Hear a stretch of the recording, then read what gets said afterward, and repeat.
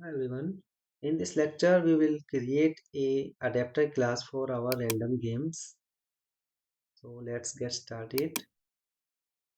Go to the app directory, go to Java under your package name. As you can see, we have a adapter directory.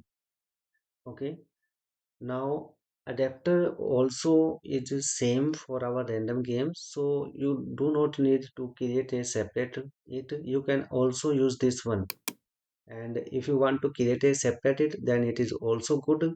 You have to just copy this adapter class, right click, copy, then go to the adapter, paste it here. Okay, now you have to name it. Let's name it random game adapter. Fine. Now you have to make only changes in the list and no other any changes is required. And you can also change it, and if you want to use the same, there is still no issue. Okay, if you do not want to make any changes, then it is still okay. It is not any changes required. Okay, it is still incomplete, is still complete itself. Okay, but if you want to make changes for your easiness, so just you have to change the list, this one, and a layout. Okay, so let's change it.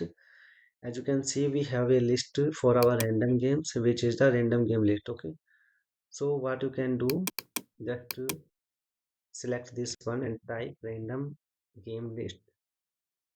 Okay, now also there.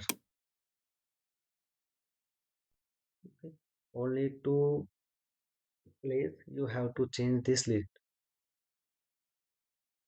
Now you have to also change this one if you want, but it is not necessary to change this one. And if you want to change, then in the last lecture I have told you how you can do that in the whole class. So keep right click on it. Okay, now you have to go refactor, then select rename. Okay, now it will select you name according to your the list class. So select this one, or you can start typing here. Okay, and if you want to do this, just select this one and press enter.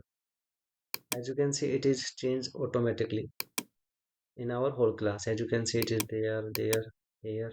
Okay, it is changed everywhere in our adapter class.